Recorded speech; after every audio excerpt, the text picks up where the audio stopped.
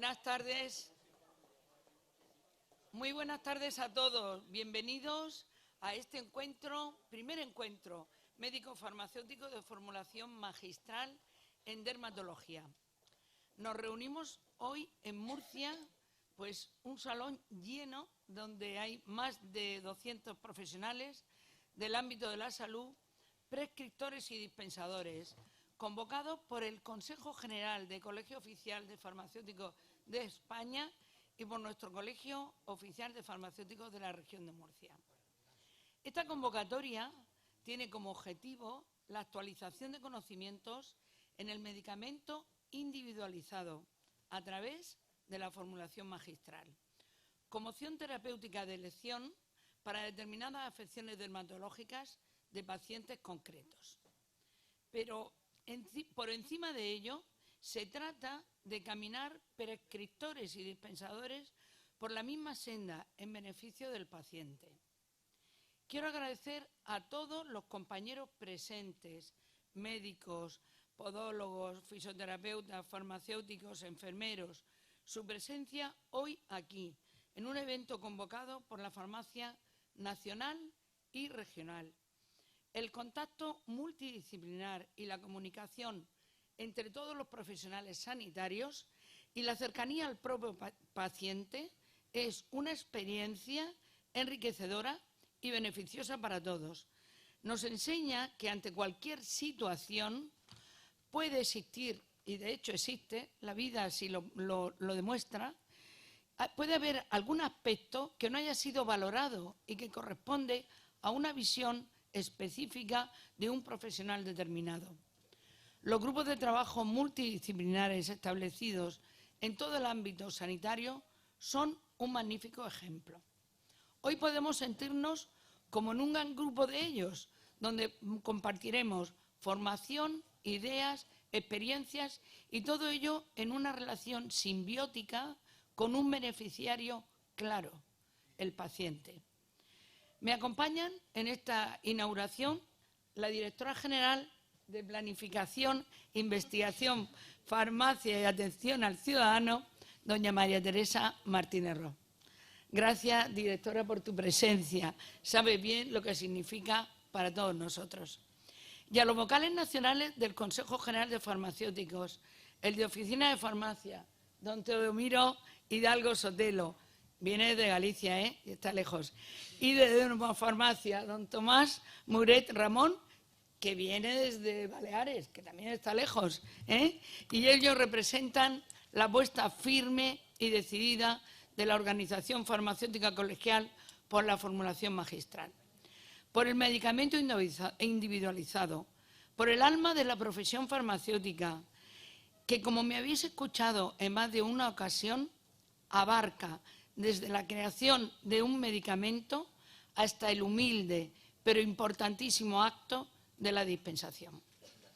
Por supuesto, también está aquí, a mi lado, nuestra vocal de farmacéuticos ejercientes en dermofarmacia, productos sanitarios, galénica y formulación magistral, Conchita Chamorro Galisteo, la que con una profesionalidad estupenda, con una gran entrega, vocación y muchísimo trabajo, refleja el liderazgo de un grandísimo equipo que ha logrado no solo que hoy estemos aquí, sino que Murcia sea ahora mismo una de las puntas de lanza de la formulación magistral a nivel nacional.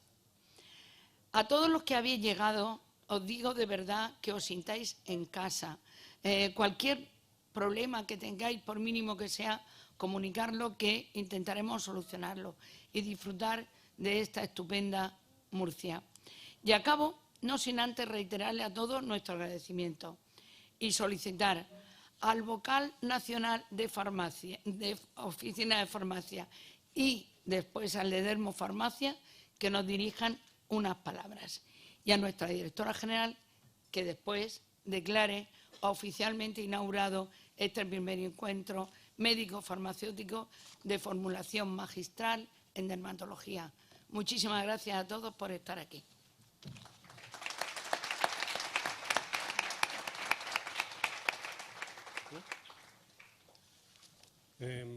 Buenas tardes. Soy Teo Hidalgo, soy el vocal de Oficina de Farmacia del Consejo General y me gustaría empezar estas palabras dándoles las gracias. Darle las gracias al Colegio de Murcia, que me va a permitir que lo personalice en su presidenta, Isabel Tobar, a la vocal de Oficina de Farmacia, Juana, mi jefa en Murcia, y a Conchita, vocal de Dermo y vocal de Formulación Magistral. Se juntan las dos patas de este acto, o sea, este primer encuentro médico-farmacéutico de formulación magistral en dermatología, pues lo que pretende es reivindicar el papel de la formulación magistral del medicamento individualizado, especialmente en esta especialidad médica que es la dermatología. También quiero darle las gracias a todos los ponentes por haber venido aquí y especialmente me van a permitir que al vocal de formulación magistral del Colegio de Madrid, porque este acto nace inspirado en una actividad del Colegio de Madrid que pretendemos impulsar desde las vocalías de Derma y de Oficina de Farmacia, que esta es la primera vez, el primer encuentro, pero que se pretende que se pueda replicar en otros colegios oficiales de farmacéuticas. Hacerlo en Murcia era ideal, aparte que ustedes tienen un clima envidiable, sobre todo para un gallego, pues porque era muy fácil coordinarlo aquí, porque tienen ustedes a dos vocales magníficos, uno de Derma y uno de formulación magistral, que convergen en la misma persona. Conchita se tuvo que coordinar consigo mismo.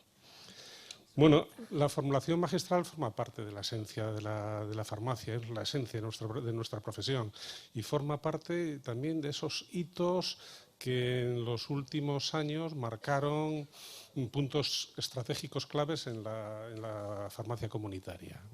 Puntos estratégicos claves como fue la receta electrónica, la informatización, la generalización del Sistema Nacional de Salud y antes ese paso en el que es la aparición de los medicamentos fabricados industrialmente. En ese momento parece que había una crisis, un cambio de rol en el papel del farmacéutico que deja de ser un farmacéutico elaborador para convertirse pues, en un farmacéutico que centra su actividad de cara a la sociedad primero en una cosa tan importante como la conservación y custodia y en lo que actualmente es la atención farmacéutica, o sea, que el paciente pueda obtener el máximo rendimiento terapéutico de los medicamentos que está utilizando. Bien, en todo este escenario, el medicamento individualizado sigue teniendo un papel importantísimo como todo lo que es, por ejemplo, el ajuste de dosis pediátricas o una herramienta magnífica pues, como una alternativa a ese fenómeno que estamos sufriendo todos, que son los desabastecimientos. Frente a la medicina generalizada y estandarizada para todos los pacientes, el medicamento individualizado da respuesta a un montón de situaciones individuales en las que en la farmacia seguimos teniendo pues, un papel muy importante. Y no quiero robar más tiempo, me dijeron que fuera muy breves. Me falta darles las gracias, aparte de a todo el mundo, a ustedes, por su paciencia, por su entrega y por su interés, por estar aquí una tarde de un viernes en un tema de tanto interés como este. Muchas gracias.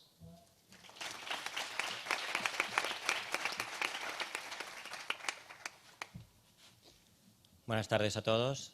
Hace un año y medio, a lo mejor no llega, estábamos aquí en una jornada de Dermo que organizó el Colegio de Murcia, que superó todas las expectativas. Cuando empezamos a plantear este proyecto, pensábamos que seríamos unos poquitos, la gente que estaría interesada, y otra vez el Colegio de Murcia sorprende llenando la sala con más de 200 personas. Así que, en primer lugar, mi enhorabuena al Colegio de Murcia, puntero, farmacéuticos de Murcia, pues estar orgullosos del colegio que tenéis. Y me gustaría de una forma muy especial hacer extensiva esta enhorabuena a Conchita Chamorro, porque yo le encargué la organización de este evento dentro de que era el trabajo de mi vocalía.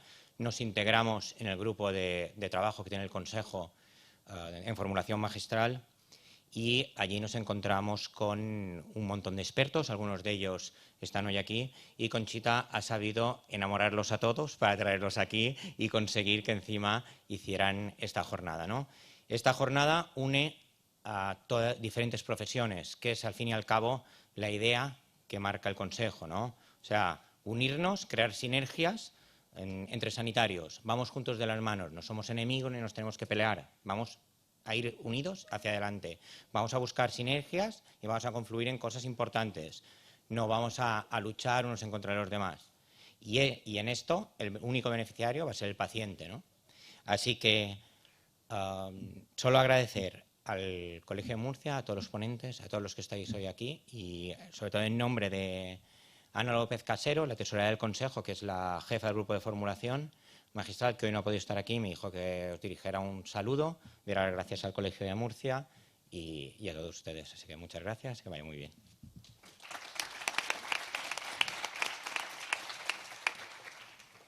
Bueno, buenas tardes. Voy a bajar un poquito, ya no soy tan alta. En primer lugar, les mando el saludo y la felicitación por este encuentro de nuestro consejero Manuel Villegas, que no ha podido venir hoy, pero que estuvo hace una semana en la presentación que se hizo del encuentro. Uno, mis felicitaciones al Colegio de Murcia y también al Consejo por la perspectiva y el momento tan idóneo que han encontrado y que habéis encontrado entre todos para celebrar este encuentro. Me han dicho que sea breve, o sea que voy a empezar por la legislación vigente. No, es verdad. Bueno, creo que es un momento idóneo porque, como decía, la Agencia Española de Medicamentos ha hecho un plan para actuar de alguna manera previendo los desabastecimientos que tenemos, como sabéis, que son cada vez más frecuentes, más que desabastecimientos, que también los tenemos, falta de suministro. Y dentro de ese plan contempla efectivamente la posibilidad de que para algunos fármacos se pueda hacer la formulación magistral como una solución que los farmacéuticos dais para este problema que tenemos. Con lo cual, que de pronto el colegio organice este encuentro es ponernos a Murcia en una avanzadilla de solucionar un problema que tenemos en toda España y que es responsabilidad de la agencia, pero damos respuesta a esa llamada de la agencia para que todos colaboremos, ¿no? El encuentro que unifique, que trabaje en equipo entre profesionales farmacéuticos y profesionales médicos es otro gran acierto. Yo, como profesional médica, creo que el tema de la formulación magistral a mí me ha gustado mucho, creo que es un poco el alma del farmacéutico y también es un recurso muy importante para los prescriptores. En muchas ocasiones que conseguimos hacer individualizar esa prescripción para el paciente. Ya que hablamos de la medicina personalizada, pues es cierto que se lleva haciendo hace muchos años esta medicina personalizada a través de la formulación magistral. No quiero hablar mucho porque me han dicho que no hable mucho. Punto 1 y punto 2 porque es muy tarde. Así que como lo que sí que me han dicho es que yo soy la que inauguro el barco, pues os digo que queda inaugurado este primer encuentro médico-farmacéutico de formulación magistral en dermatología. Muchas gracias y que vaya muy bien. Yo la voy a presentar, aunque realmente no necesita presentación porque la conocéis de sobra. Conchita, ¿está dispuesta? Bueno, ella es Conchita Chamorro Galisteo. Que Conchita es licenciada en farmacia por la Universidad de Granada. Cursó sus estudios desde 2003 al 2008. Es graduada en óptica y optometría y audiología por la Universidad CEU San Pablo. Técnico superior en audiología protésica. Experta en ortopedia por la Universidad de Alcalá de Henares. Experta en formulación de medicamentos individualizados por la Universidad San Jorge. Vocal de Dermofarmacia, Productos Sanitarios, Galénica y Formulación Magistral del Colegio de Murcia. Vocal de la Sociedad Española del Medicamento Individualizado, la SEMI, que tuvimos el placer de presentarlo por primera vez aquí en Murcia. Profesora de un montón de máster y cursos y de experto universitario relacionado con dermofarmacia y formulación magistral. Y es farmacéutica, yo diría jefa, de la gran farmacia Chamorro Galisteo de Murcia.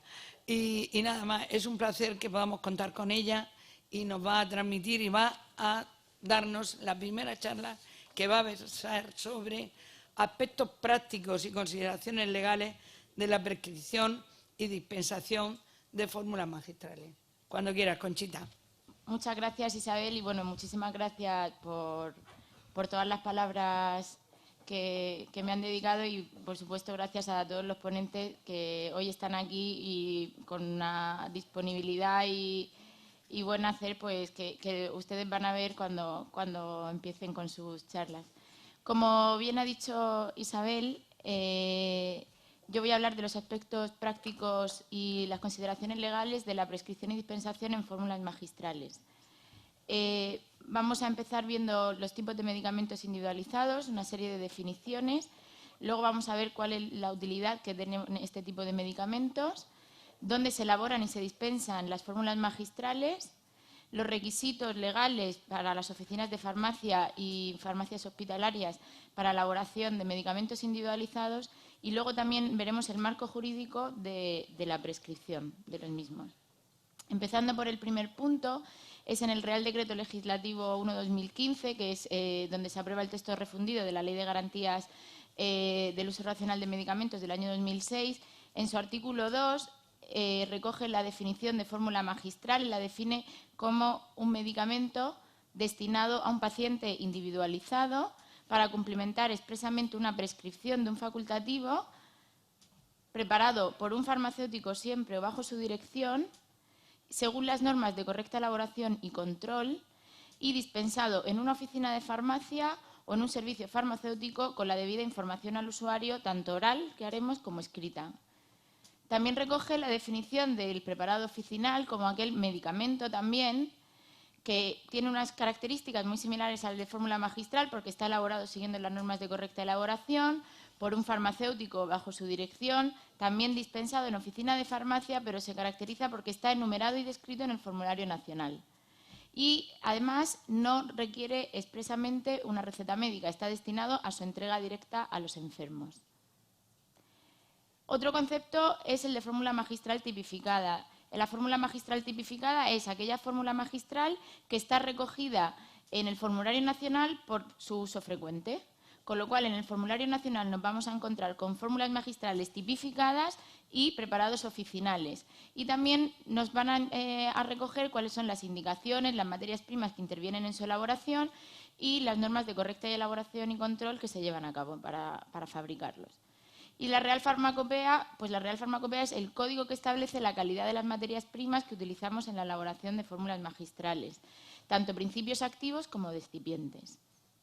En muchas farmacias que se elaboran fórmulas magistrales se utilizan también esas instalaciones, se aprovechan para elaborar cosmética personalizada. Hay que dejar claro que la cosmética personalizada, aun siendo personalizada y elaborándose también con las normas, tiene una legislación diferente a la elaboración de una fórmula magistral, tiene un marco jurídico distinto, y porque un producto cosmético, que viene recogido su definición en el Reglamento Europeo de Cosméticos del año 2009, es toda sustancia o mezcla, ya no hablamos de medicamento, habla de sustancia o mezcla que está destinada a ser puesta en contacto con las partes superficiales del cuerpo humano, también habla de dientes y mucosas, con el fin exclusivo y principal de limpiar, perfumar, modificar su aspecto, protegerlos, mantenerlos en buen estado o corregir olores corporales. No tiene una actividad farmacológica, con lo cual no es un medicamento, aunque se pueda elaborar la cosmética personalizada también en las farmacias.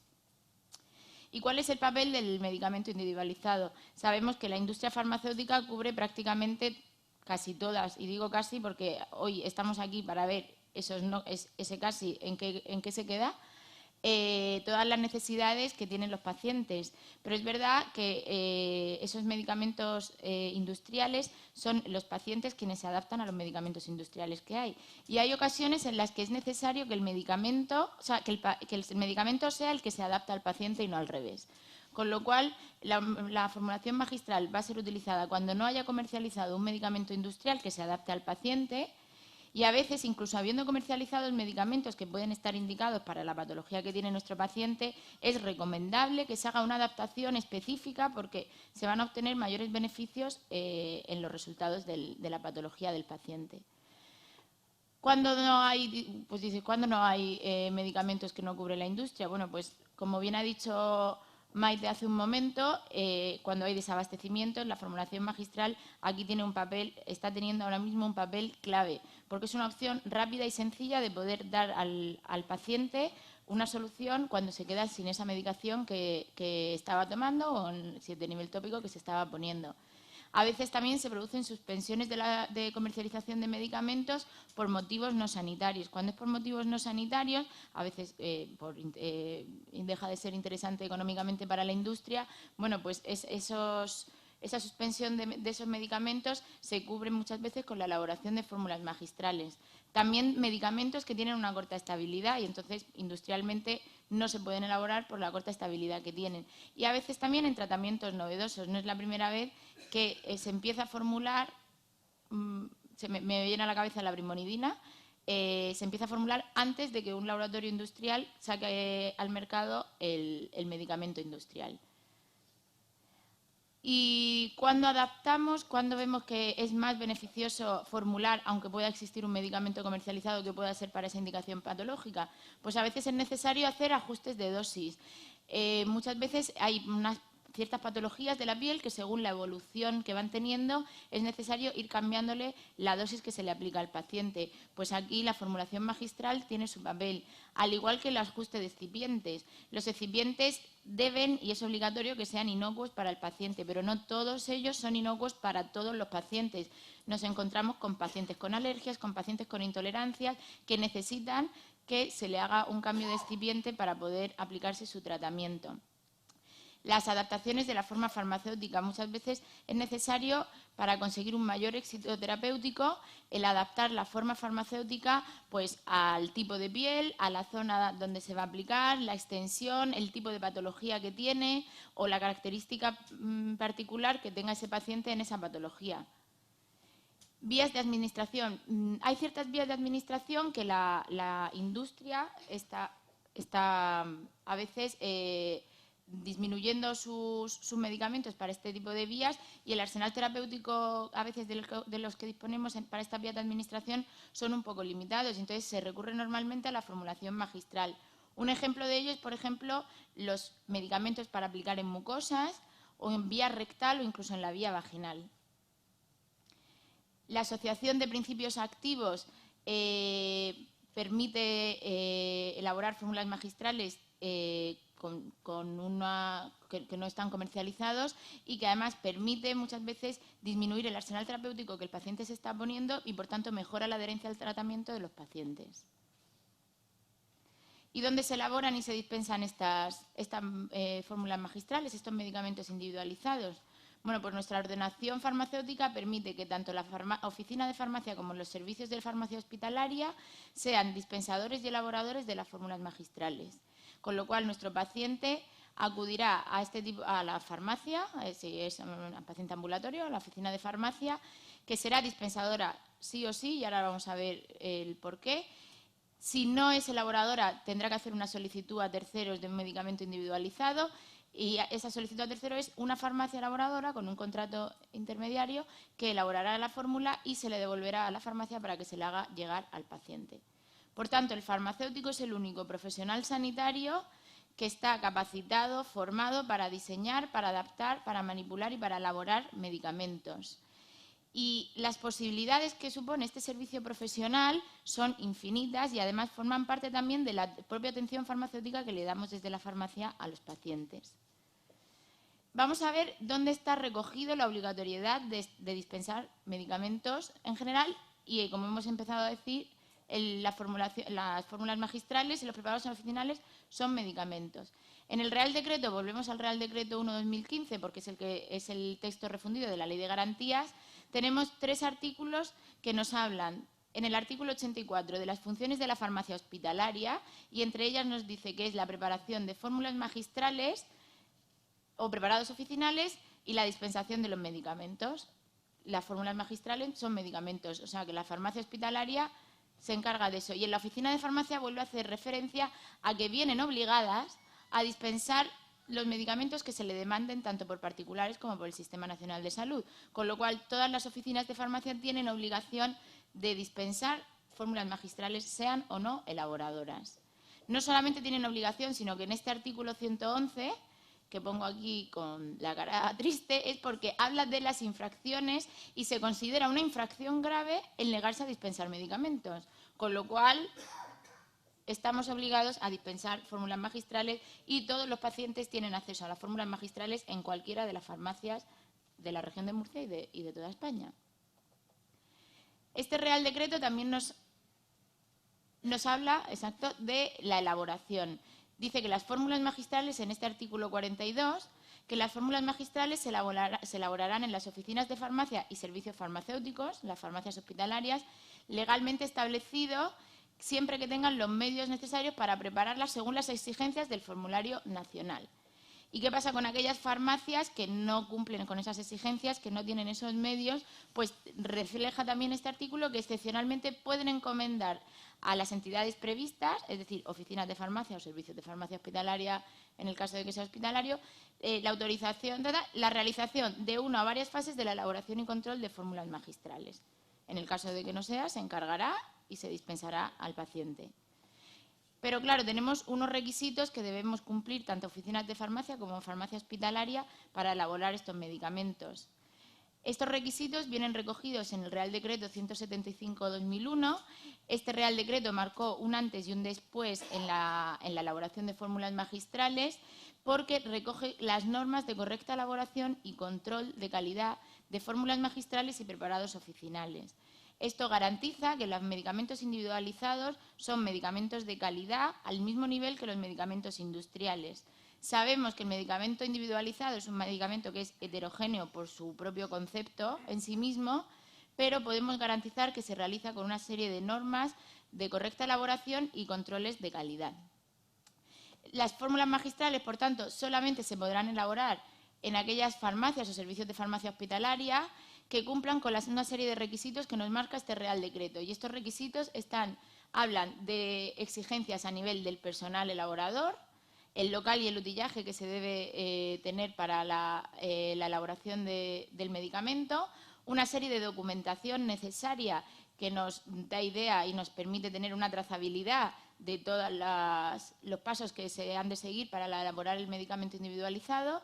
También nos habla de unas exigencias en las materias primas, en el material de acondicionamiento, en la elaboración, con todos los procedimientos, y en la dispensación, incluso en el etiquetado y en la información que se le da al paciente, que, como os he dicho, debe ser una información oral y escrita, o sea, con un prospecto que se le tiene que dar al paciente en el momento de la dispensación.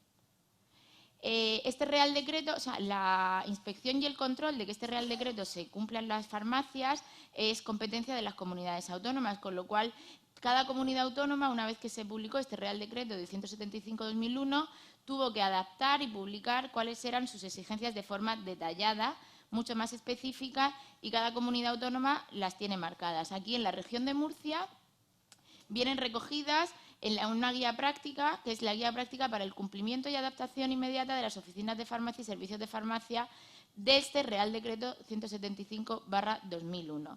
Entonces, en esta guía práctica detalla y especifica pues desde cuáles tienen que ser las características mínimas de sus locales, de las instalaciones, del utillaje. Cuando salió este Real Decreto, muchas farmacias no se pudieron adaptar, pero yo creo que fue algo muy beneficioso porque las farmacias que se adaptaron trabajan con controles y con calidad, con lo cual ofrecemos garantía también a los pacientes. En esta guía práctica, en la región de Murcia, se detallan también cuáles son los niveles de elaboración que hay en Murcia de las farmacias elaboradoras. El nivel 1 es el nivel mínimo obligado para ser farmacia elaboradora, que autoriza para formular formas farmacéuticas tópicas. El nivel 2 son formas farmacéuticas orales y rectales líquidas. El nivel 3 autoriza hasta fórmulas farmacéuticas orales, rectales y vaginales sólidas. Y por último, el nivel 4 son formas farmacéuticas estériles. Ahora vamos a hablar un poco de cómo debe ir la prescripción rellena para que sea fácil y útil poder interpretarla y elaborarla en la farmacia. Es el Real Decreto 17 y 18 de 2010 el que habla sobre receta médica y órdenes de dispensación. Y referencia a lo que nos interesa hoy, que es el normas de prescripción, se refiere el artículo 3 y el artículo 5. Y vamos a ir viéndolos. Lo primero es que la receta médica debe de constar de un cuerpo para la farmacia y una hoja de información al paciente.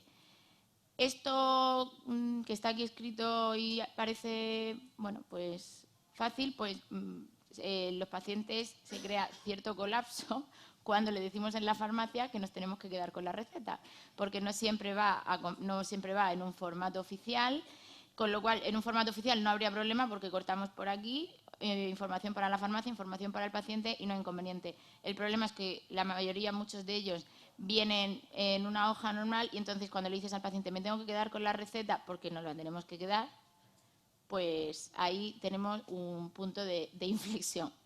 Entonces, bueno, pues es importante que vaya en un cuerpo con una hoja de información al paciente de tal forma que la farmacia nos podamos quedar con la copia de la receta, que es como nos marca la ley que debemos hacerlo.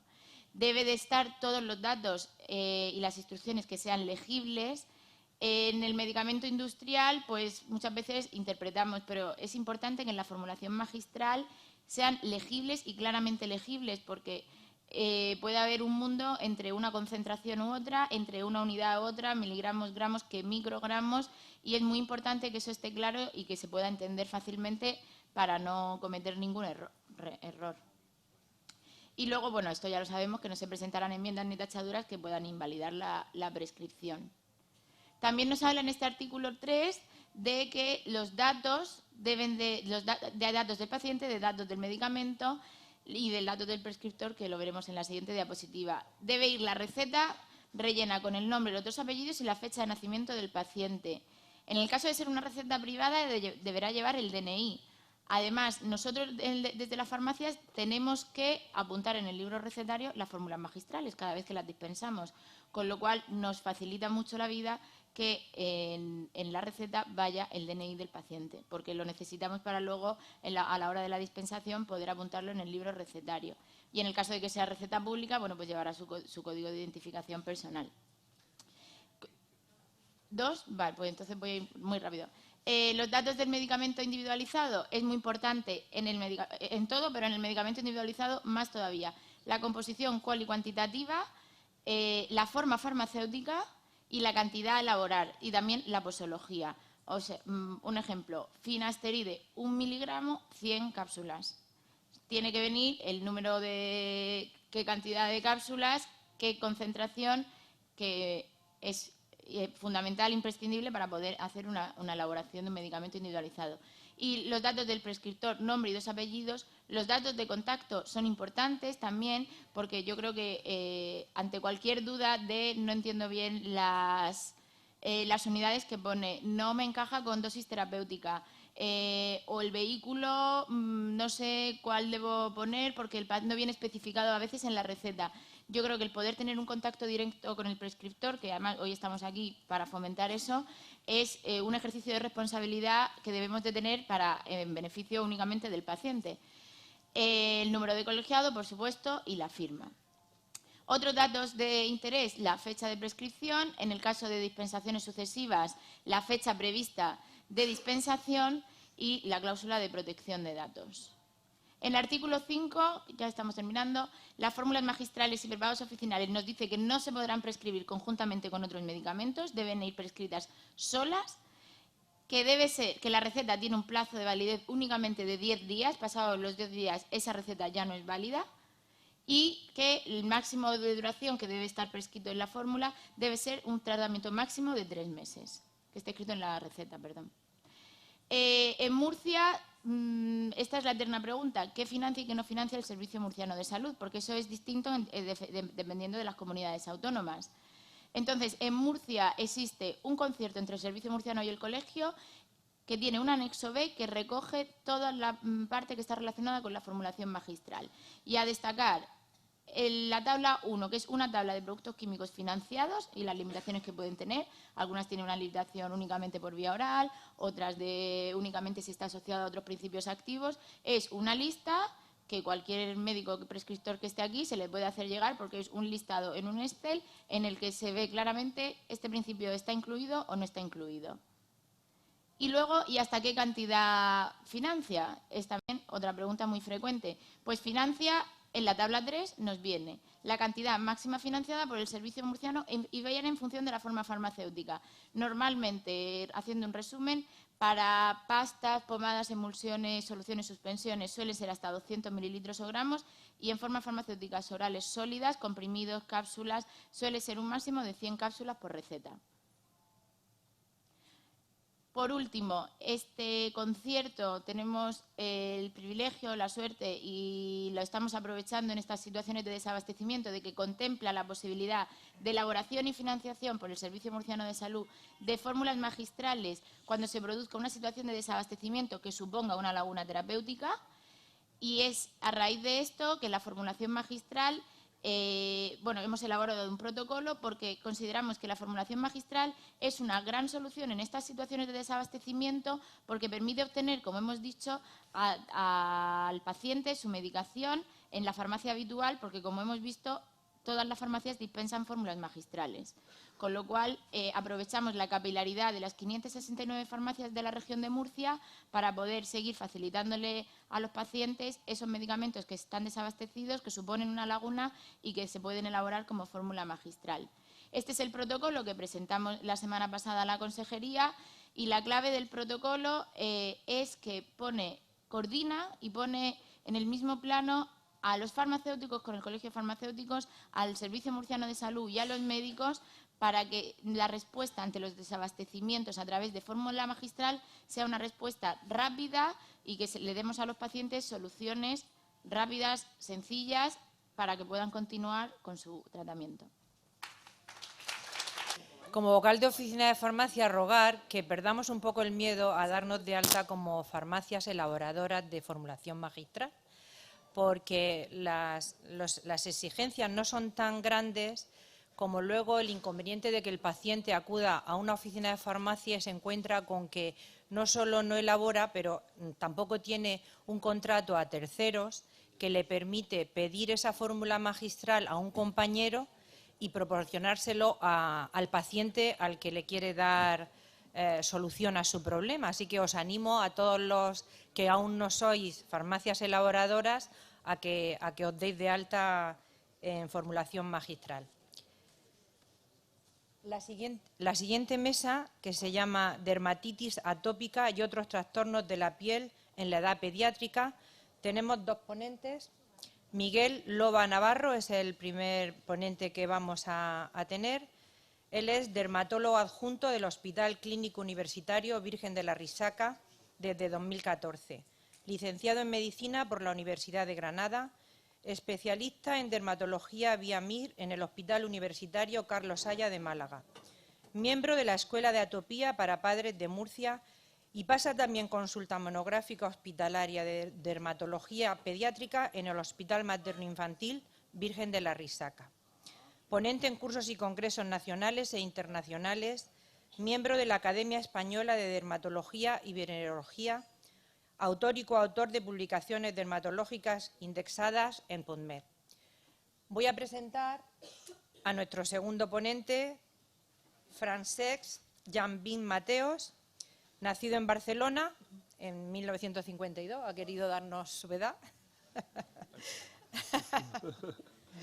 Licenciado en Farmacia por la Facultad de Farmacia de Barcelona, es profesor asociado de la Unidad de Tecnología Farmacéutica de la Facultad de Farmacia de la Universidad de Barcelona, actuando como profesor pregrado y director de cursos posgrado desde 1998. Es vocal del Colegio Oficial de Farmacéuticos de Barcelona desde 2012. Es expresidente de Aprofarm, Asociación Profesional de Farmacéuticos Formuladores, desde julio de 2008 hasta 2017, y también anteriormente fue vocal de formación y vicepresidente de dicha asociación. Es titular de Oficina de Farmacia desde el año 76 y miembro del Grupo de Trabajo de Formulación del Consejo General de Colegios Farmacéuticos y coordinador del campus del medicamento individualizado en el seno del Consejo General. Consultor y docente en diversos centros hospitalarios, miembro del Comité Científico Revista El Farmacéutico y forma parte de comités diversos y expertos en formulación. Como veréis, son personas de gran peso específico científico. Va variando un poco en función de la edad del paciente. Al nacimiento, esta se suele localizar pues, en las mejillas de los bebés y en las superficies de extensión de los miembros. Y ya en los niños y en la edad adulta, estos eczemas se van a localizar más en las flesuras, tanto en la flesura antecubital, en las popliteas y también en el tronco. Ahora lo veréis con una serie de fotos. Las manifestaciones clínicas de la dermatitis atópica, decir que lo que caracteriza a la atopia son los eczemas. Decir dermatitis y eczema es lo mismo. Tenemos los eczemas agudos, en los cuales hay son placas con eritema y exudación, eczemas subagudos donde lo que hay es eritema y descamación, y ya luego tenemos la última fase, que es el eczema crónico, que se produce sobre todo por un rascado continuo, en el cual da lugar a un engrosamiento de la piel.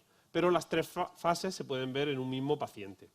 Aquí lo veis, un paciente con eczemas agudos, con eritema y exudación en las fosas popliteas. Aquí ya unos eczemas más subagudos, donde hay eritema y descamación en el tronco.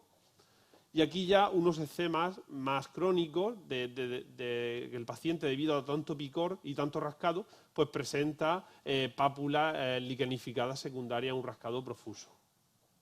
Luego, por supuesto, los pacientes con dermatitis atópica van a tener serosis, piel seca, ¿ves? Veis aquí como piel como si fueran escamas de pescado. Y, por supuesto, mucho picor. Los pacientes con dermatitis atópica van a tener mucho picor. Y ya que tienen un umbral más bajo para el picor y una respuesta exagerada a estímulos como pueden ser picaduras de insectos. Aquí veis esta importante reacción que presenta este paciente a picaduras de insectos. Y luego, por supuesto, también heridas por rascado. Aquí veis un ejemplo y aquí pequeñas pápulas con erosiones superficiales, que esto se define en dermatología como lesiones tipo prurigo. ¿Vale? Pero luego hay otras manifestaciones menores de la atopia, pero que también debemos conocer, como la pitiriasis alba, que seguro que vuestro hijo o algún conocido lo habéis visto alguna vez. Estas manchas blancas que aparecen en la cara o en los miembros, que muchas veces que la gente piensa que son hongos y en realidad es la hipopigmentación que deja el eczema cuando desaparece. Luego también los eczemas numulares, que son eczemas más resistentes al tratamiento y que tienen como forma de moneda y son difíciles de tratar. Luego otra cosa muy típica en las adolescentes, sobre todo en las chicas, es el eczema atópico del pezón, que muchas veces las chicas vienen asustadas y es un eczema. El aumento de los pliegues palmares, de la palma de la mano, también es característico.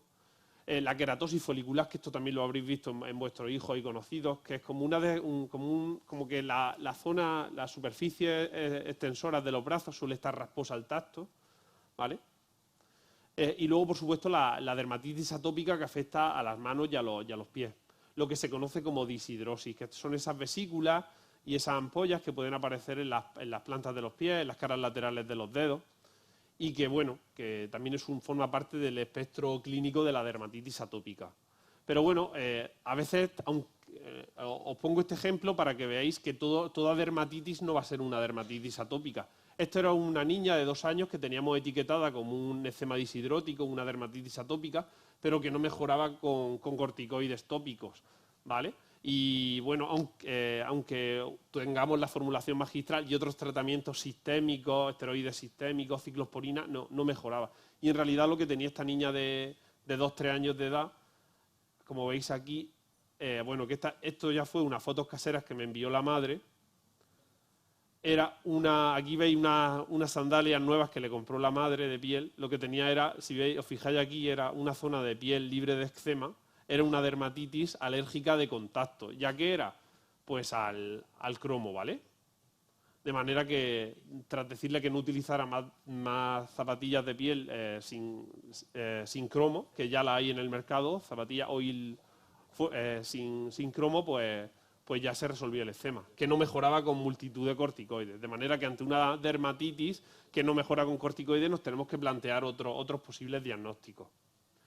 En cuanto al tratamiento de la dermatitis atópica, que es lo más importante, lo primero, decirle a los padres o a los pacientes cuando vengan que no existe ningún tratamiento curativo de la dermatitis atópica. Existe un tratamiento que puede mantener al paciente en remisión o que tenga el menor número de brotes posibles, pero que no existe una crema mágica que se lo va a curar. Y que si no lo tratamos, pues esto va a repercutir en la calidad de vida del paciente y familiares.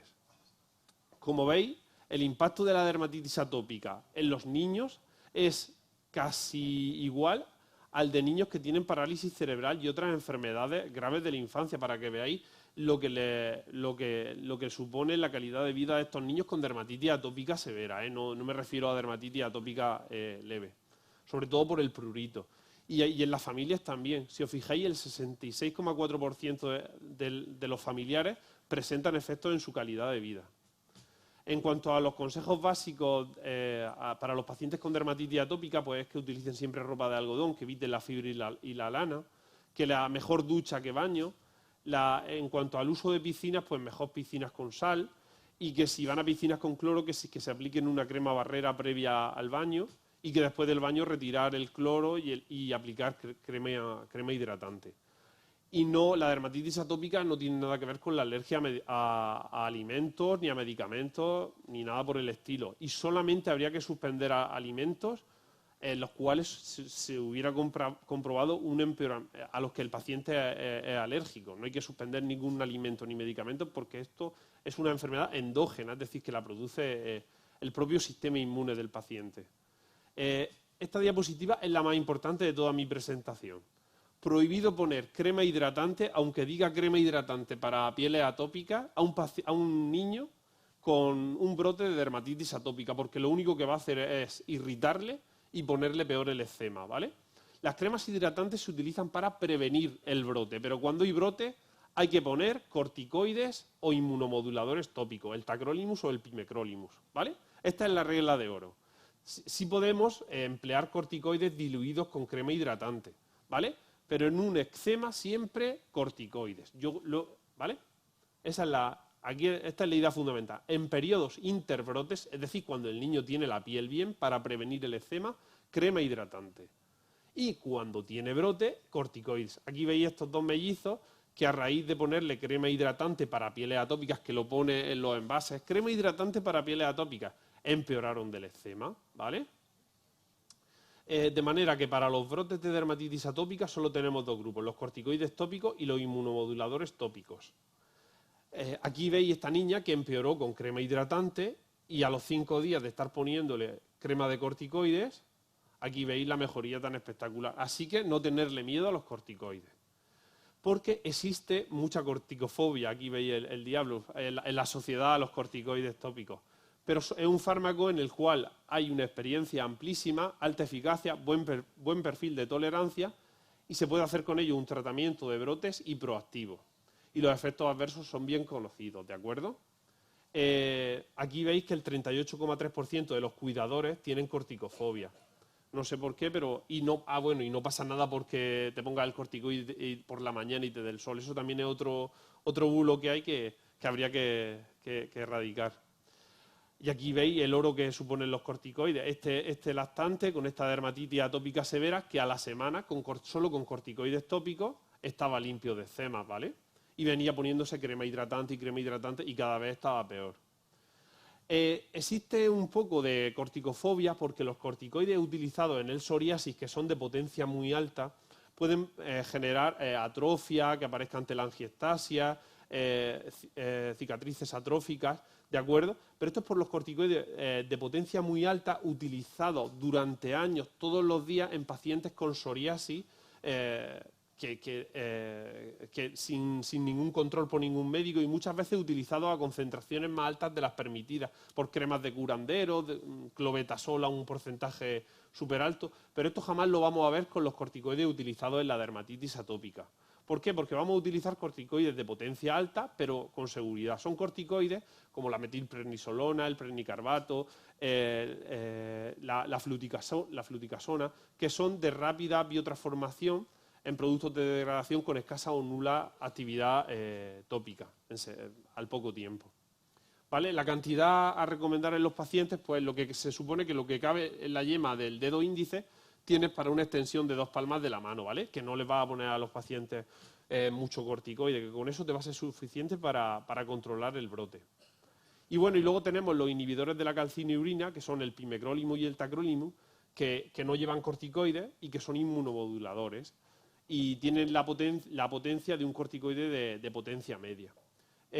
La verdad que son buenos medicamentos, lo único que cuando se ponen en el eczema muy agudo, al paciente le irrita. Entonces, pues lo que yo recomiendo siempre es empezar con corticoides y luego pues se puede seguir o con tacrolimus o con pimecrolimus.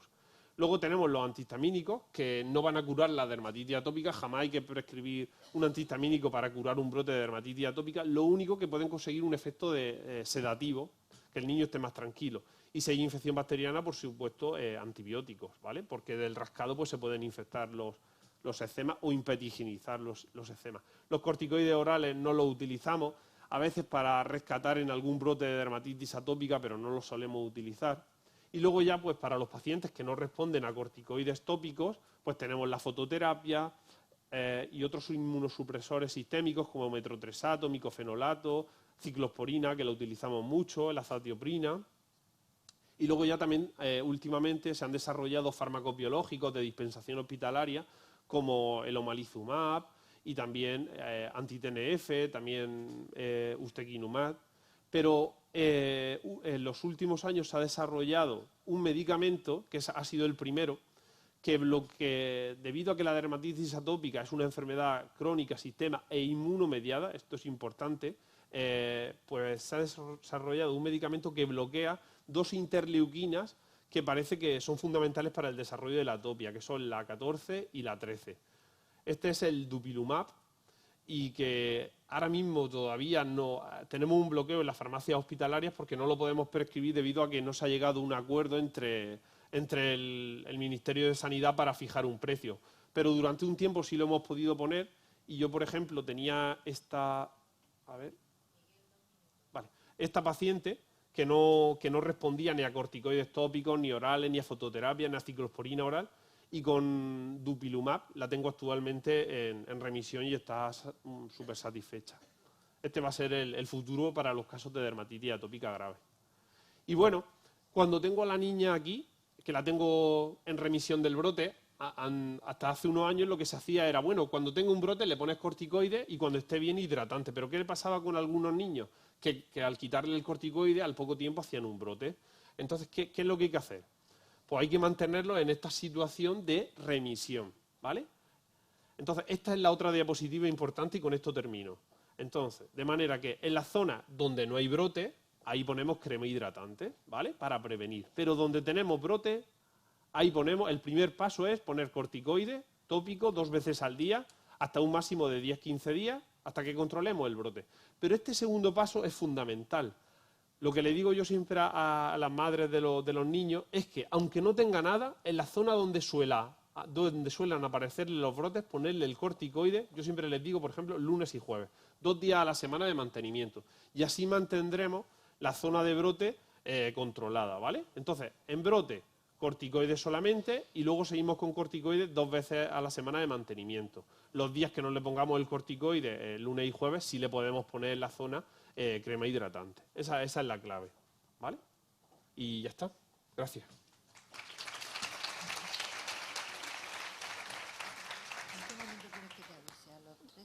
Sí, 2 minutitos, como ahora. Sí. Me he pasado mucho. Muy bien, buenas tardes. Mi agradecimiento en primer lugar a la organización, a Conchita por su invitación y por el éxito de la convocatoria. También a la colaboración del doctor Loba en la realización de esta presentación. De la presentación que hemos visto del doctor Miguel, está claro que tenemos que centrarnos en el tratamiento de la fase aguda, en el tratamiento de las lesiones crónicas, el mantenimiento, que es muy importante entre los brotes, que estamos en una patología en donde la casi segura infección, no probable, casi segura infección, está presente también el prurito, que es muy intenso, Y aquí la formulación tiene que servirnos como una herramienta para personalizar los tratamientos según la intensidad o la localización de este proceso. Por eso en la fase aguda son fundamentales el uso de soluciones secantes desinfectantes cuando hay exudación. Es bastante frecuente, lesiones de este tipo exudan y pueden infectarse. En este caso, el uso de estas soluciones va a ser importante y a continuación la aplicación de emulsiones generalmente UV con corticoides y en ocasiones también con antibióticos tópicos. Por tanto, es un territorio en donde cuando hay exudación y peligro de infección, las soluciones secantes desinfectantes tienen su papel, como también lo pueden tener en dermatitis de contacto y otras. Por ejemplo, aplicación de soluciones poco coloreadas, la solución de sulfato de cobre es muy ligeramente azulada pero no mancha, la aplicación del agua de 3 sulfatos parecido y otras que son más intensas pero nos pueden dejar un poco de mancha en la piel como el permanganato muy enérgico o la eosina. Un recurso poco conocido es que especialmente también en las dermatitis atópicas podemos utilizar soluciones de ácido fusídico. Son poco estables, pero es un recurso aplicable especialmente en el caso de la atopia por la presencia frecuente del estafilococo agravando el proceso. ¿Qué emulsiones utilizamos? Es bastante amplio aquí el perfil. Vamos a centrarnos un poco en los vehículos y luego en los fármacos que utilizamos, que ya el doctor Loba nos ha indicado cuáles son. Vehículos podemos utilizar bastantes, pero hay que tener en cuenta aquellos que nos pueden dar ventajas especiales. Y eso puede ser el caso en el área facial y en los pliegues. Los cremageles y las emulsiones glucídicas que hoy en día podemos tener con relativa facilidad en la oficina de farmacia son vehículos muy adecuados. Cuando haya que secar un poco, las lociones de calamina. En el área del tronco, muy frecuente, y lesiones extensas, donde deberemos además formular con cierta cantidad de producto, las emulsiones UV consistentes suelen ser las más frecuentes, pero tampoco nos olvidemos que podemos disponer de emulsiones fluidas, tanto OV como VO, que también son utilizables perfectamente. Recursos menos conocidos y poco empleados son las emulsiones sprayables y los oleogeles. Y en aquellas zonas especialmente más ásperas, más resecas, como pueden ser codos y rodillas, aquí los vehículos un poco más grasos, como las cremas acuosas o la crema Baselanet, pueden ser los más adecuados. Por tanto, tenemos bastante donde elegir.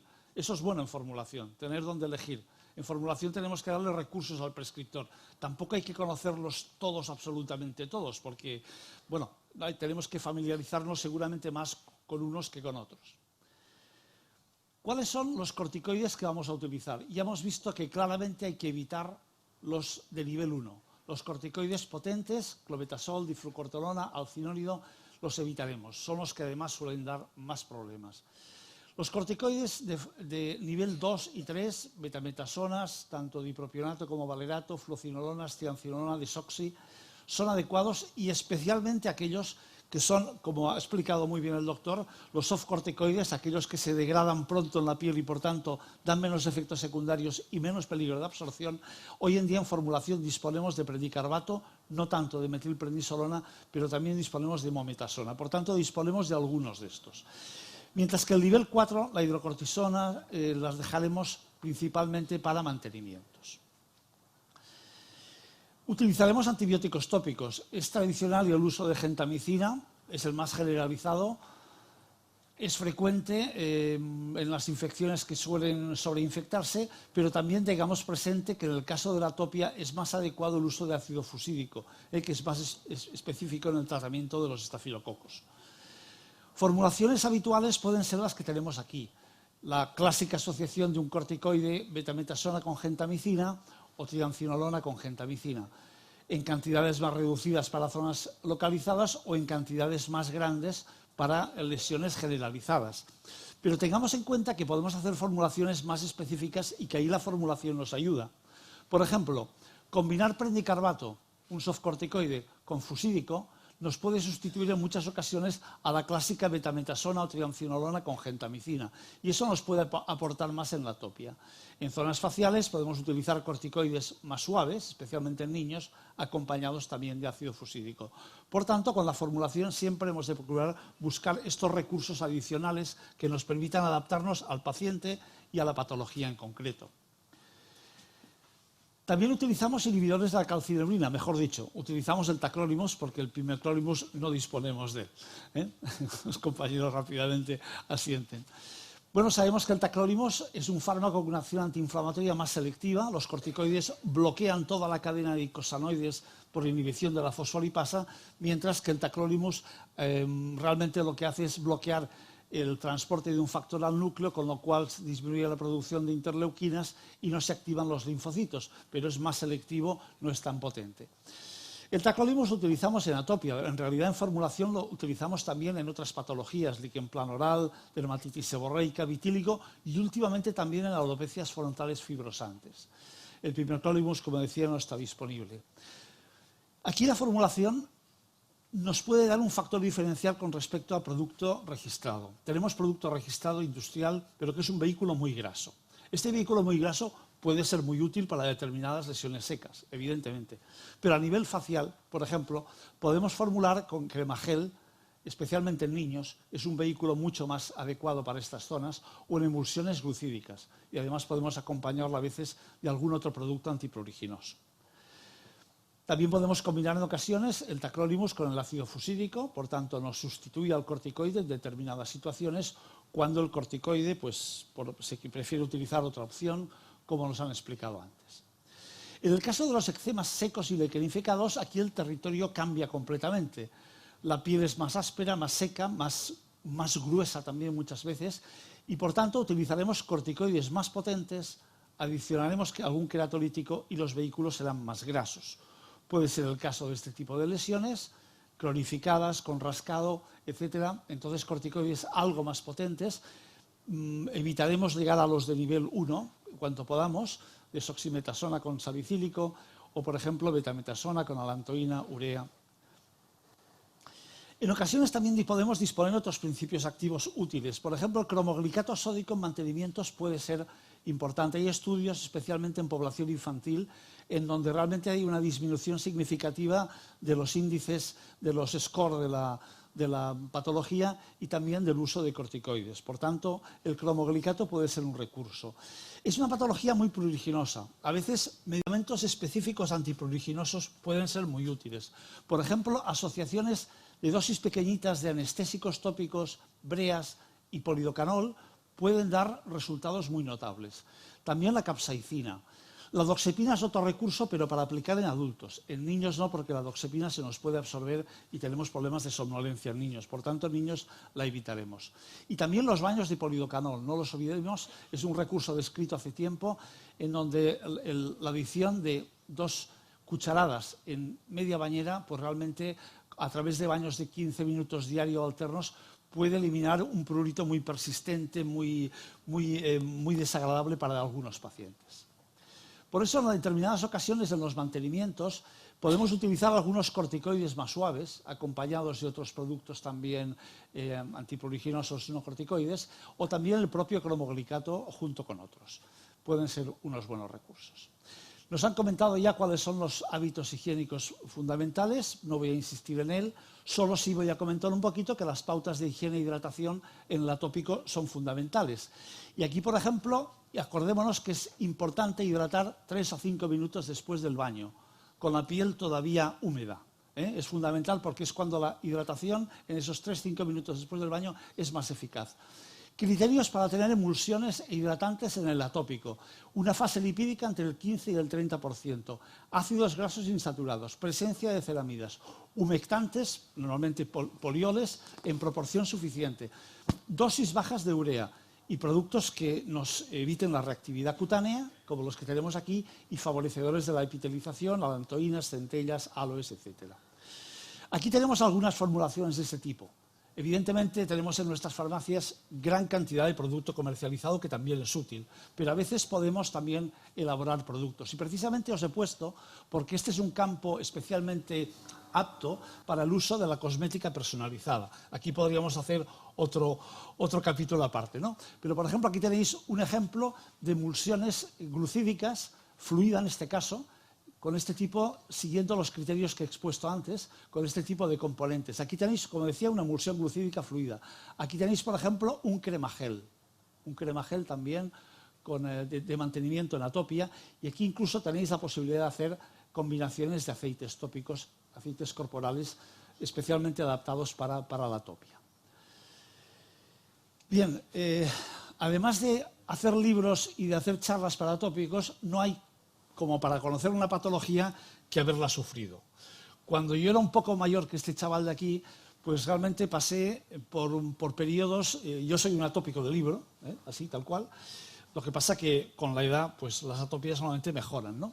Y entonces yo pasé innumerables episodios de dermatitis atópica de pequeño. Mi pobre madre ya no sabía qué darme en muchas ocasiones. Probé todo el arsenal tópico de la época. Y realmente puedo decir que aquí la importancia que tenemos el farmacéutico en la labor asistencial es muy grande. Colaborar con el médico y el paciente en controlar los brotes. Cada brote se parece, pero es distinto. Hay que pasarlo. Hay que ayudarle al paciente a encontrar la forma óptima de aplicar el tratamiento. Hay que informarle y ayudarle en las pautas de mantenimiento, que el doctor Loba nos ha comentado lo importantes que son.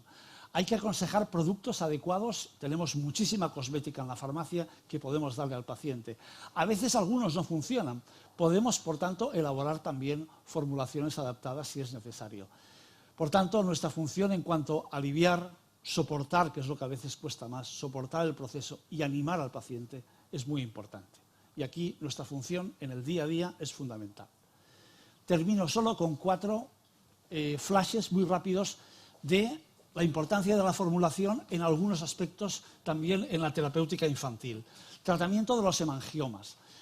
Hace 10 años aproximadamente en algunos congresos empezaban a publicar los resultados del propranolol oral, que sabemos que además de beta bloqueante se descubrió que era un inhibidor potente del factor de crecimiento vascular. Fijaros, en el plazo de un año, estos hemangiomas, qué mejoría tan espectacular tienen, qué gran medicamento ha sido el propranolol. Lo hemos preparado muchas veces por vía oral en farmacia. Hoy en día tenemos producto comercializado. En algunos niños que requieren dosis altas lo podemos utilizar, pero por vía tópica, fijaros que en determinadas situaciones, cuando hay hemangiomas no ulcerados, cerca de las mucosas, que no tienen un compromiso funcional importante, la aplicación de tópicos, timolol tópico, propranolol tópico, pueden ser útiles y eficaces. Y nos evitamos toda la monitorización del propranolol, etcétera, etcétera. El eczema del pañal. Sabemos que es una dermatitis irritativa, con escoriación, con fisuras. Aquí muchas veces la aplicación de desinfectantes y de pastas va a ser importante. Fijémonos que es una patología de pliegues. En la patología de los pliegues es muy importante el uso de corticoides suaves y antifúngicos, porque generalmente la maceración nos lleva a infección fúngica añadida. Fijémonos, esta combinación clásica es muy útil, esta asociación también con eosina. Podemos aplicar algunos productos que ya no los tenemos, pero por vía de formulación sí, como la anistatina. Y en algunos casos quizá podemos utilizar en cuadros muy intensos algún corticoide un poco más potente, pero no tengamos miedo. Y apoyemos el tratamiento cuando haya que utilizar corticoides, porque como nos ha dicho el doctor Loba antes, el problema no es el corticoide es muy eficaz, el problema es el mal uso del corticoide, cuando se utiliza crónicamente de manera inadecuada. Perfecto, termino ya. El tratamiento de la tiña, el tratamiento en antifúngicos también es importante la función de la formulación. Aquí, por ejemplo, podemos elaborar antifúngicos por vía oral, es el caso de la grisofulvina. Me entretengo poco porque ahora expondremos algunos casos con el doctor Loba, y el caso de la terbinafina también. Y finalmente, en el caso de las parasitosis, pues también aquí la formulación puede dar su aporte. Es el caso de las escabiosis, de las sarnas en los niños, que no son tan infrecuentes. A nivel hospitalario materno-infantil las tienen con cierta frecuencia. Y aquí tenemos que distinguir muy bien cuándo podemos dar permetrinas y cuándo podemos dar ivermectinas. Hay unas restricciones de edad. A partir de los 2 meses podemos dar permetrina tópica. A partir de los 2 años y con más de 15 kilos de peso podremos dar la ivermectina, que es la más eficaz. También en el caso de las pediculosis podemos utilizar la ivermectina, y en el caso de la pediculosis capitis, en este caso utilizaremos dosis más altas, en donde la preparación de determinadas formas orales es muy útil. Y entonces, como todo esto ahora lo vamos a resumir un poquito en algunos casos que hacemos con el doctor. Vamos pues a...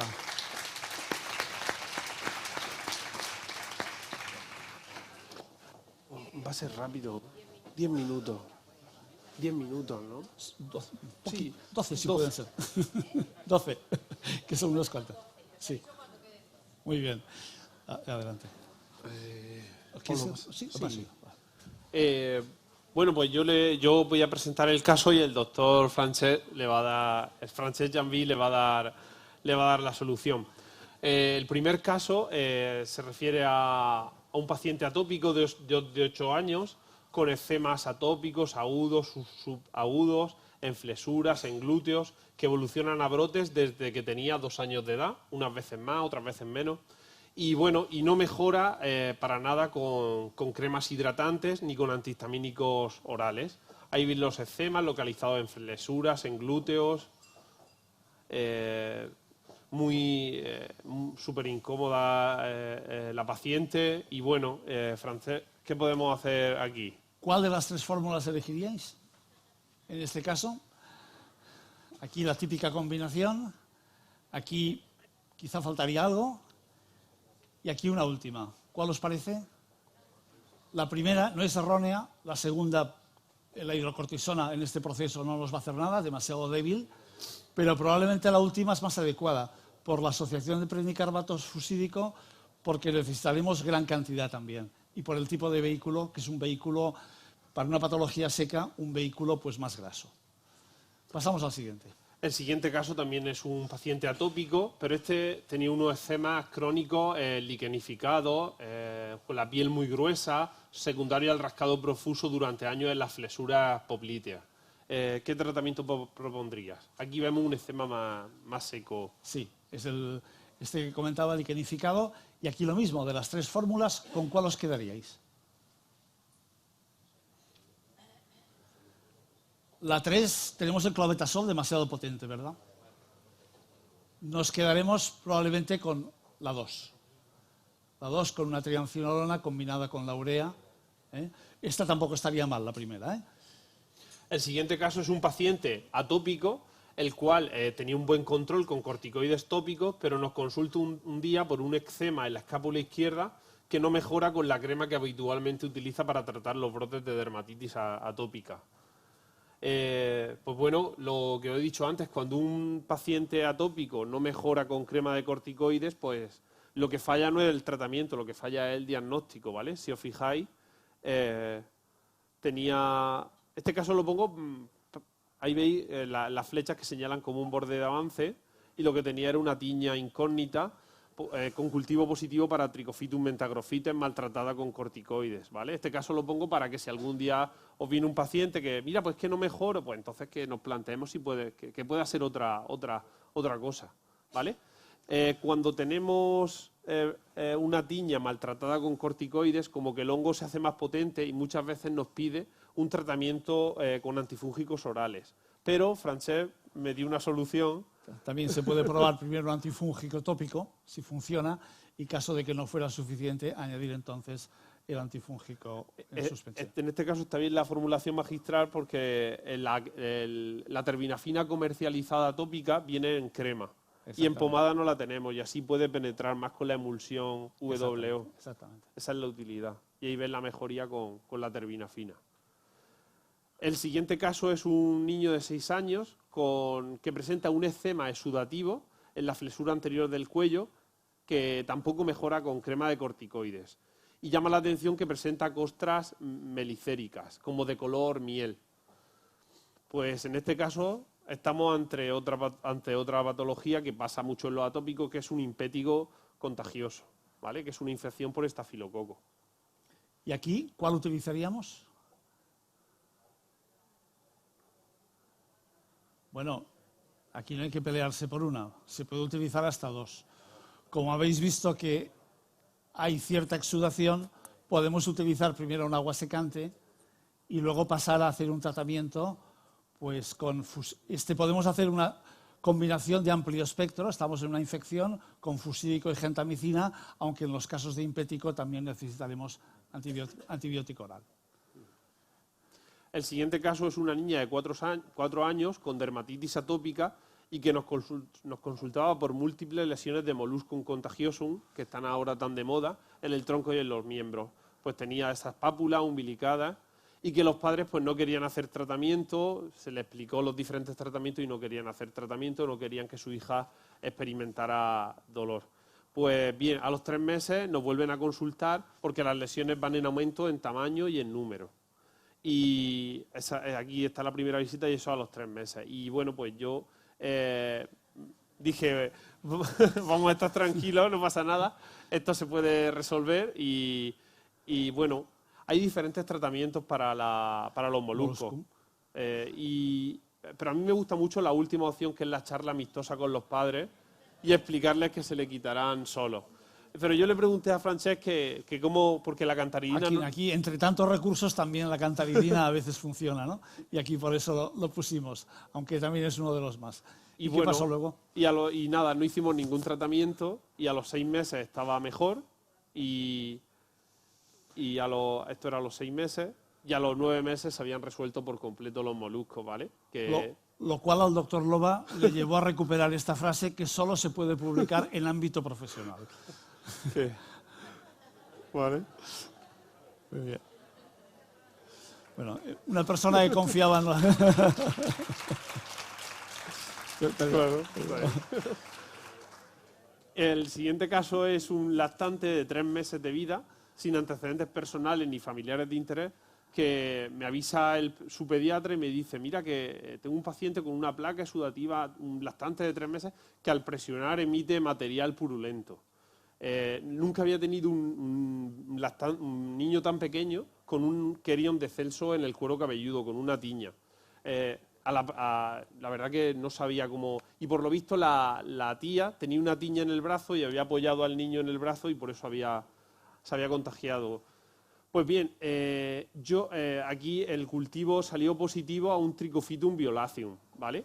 Es muy importante si la variante del hongo es tricospórica o es microspórica, porque el antifúngico a utilizar, aunque son eficaces para ambos dermatofitus, pero es mejor utilizar uno, aquí lo veis, en las tiñas que son ectotrix, es decir, las microspóricas, cuando las hifas las hifas se disponen en la superficie del tallo piloso, ahí va mejor la grisofulvina. En cambio, cuando las hifas están dentro del tallo piloso, es endotrix y va mejor la terbinafina. Lo digo porque si no se puede generar aquí una alopecia cicatricial y que no le salga nunca el pelo si no damos con la opción más adecuada. Aunque bueno, se puede empezar con grisofulvina y si luego crece un Trichophytum cambiar a una terbinafina. Es lo que sencillamente se resume aquí, el uso de grisofulvina. La grisofulvina pues, nos va a dar esta suspensión de 20 miligramos por mililitro, que según la dosificación del niño tenemos que ver cuántos mililitros tenemos que administrarle, generalmente en 2 tomas. Y lo acompañaremos de algún champú tópico. La terbinafina sería el otro recurso. Pues bueno, en este caso no conocía a Francesc y entonces le di terbinafina, pero en comprimidos, y le di 1/3 de comprimido, pero menos más que el niño era hipotiroideo y la madre estaba acostumbrada a machacarle los comprimidos de eutiroide y a dárselo. Entonces, bueno, pues la tratamos con terbinafina 1/3 de comprimido y bueno, y fue mejorando y se resolvió por completo. Y no tengo la foto, pero le ha salido completamente el pelo, no tiene alopecia cicatricial. Niña de 4 años sin antecedentes de interés que consulta por prurito palpebral incoercible de 4 semanas de evolución. La verdad que para ver las cosas a veces te tienes que acercar bien a los pacientes, que si no, no lo ves. Y si os fijáis aquí, se ven como unas estructuras brillantes, incluso aquí ya una que ha salido del huevo, pues esto era ¿qué os parece? Pues tenía ladillas en las pestañas, ¿vale? Ahí veis... Ahí está el personaje. La ladilla, la verdad que es un piojo que en cuanto al es por el Pitirius pubi, es más discoide, es decir, tiene más como forma de cangrejo, en cambio el piojo del pelo es más alargado, ¿vale? Y bueno, aquí pues... En este caso, pues normalmente la administración de ivermectina a través de esta suspensión suele ser la más adecuada. Podemos también acompañar a veces de algún producto tópico, aunque generalmente lo más eficaz va a ser la misma ivermectina. Hay que tener en cuenta, sin embargo, que en los niños la ivermectina tiene que tener el niño más de 2 años y más de 15 kilos de peso, ¿eh? Hay que recordarlo. Y terminamos, si nos da el tiempo, para la última. ¿Sí? Gracias. Esta niña de 5 semanas, es muy importante la edad, 5 semanas de vida, que consultaban los padres porque presentaba mucha irritabilidad, llanto casi constante y dificultad para conciliar el sueño por la noche. ¿Vale? Pues bueno, ante estos casos muchas veces se etiquetan también de dermatitis atópica y en realidad lo que tiene la lactante es una sarna, una escabiosis. Ahí ven los nódulos escabióticos y hay que buscarlos bien, pero ahí se ven los surcos acarinos por donde va circulando el ácaro de la sarna. En cuanto a la edad, Francesc, ¿qué fórmula sería la adecuada? Hemos hablado de que eran 5 semanas solo de vida. Ahí es donde encontramos un poco la limitación, porque, por ejemplo, si os hubiéramos presentado estas formulaciones, seguro que si no tenéis en cuenta la edad, os estaríais fijando en esto como más adecuado. La ivermectina ya hemos dicho que hay que utilizarla por encima de 2 años o 15 kilos, por tanto, la ivermectina tópica, pero cuidado, también hasta los 2 meses ni ivermectina ni permetrina. Por tanto, en este caso, únicamente el medicamento que nos parece más antiguo y más inadecuado a veces es el que hay que utilizar, porque aquí el azufre, tanto en una pasta de agua como en emulsión fluida, pues se utilizan. Me hace muchas gracias una pediatra que tenemos en un materno infantil allí en Barcelona, dice, mira, ¿sabes qué? Yo a las primeras semanas le doy el azufre y ya les digo que vuelvan cuando han pasado los 2 meses, que ya les puedo dar entonces la ivermectina. Muy bien, pues ya veis, colaborando médico y farmacéutico, ya veis cuántos casos se pueden solucionar, ¿eh? Muy bien, doctor. Muy bien.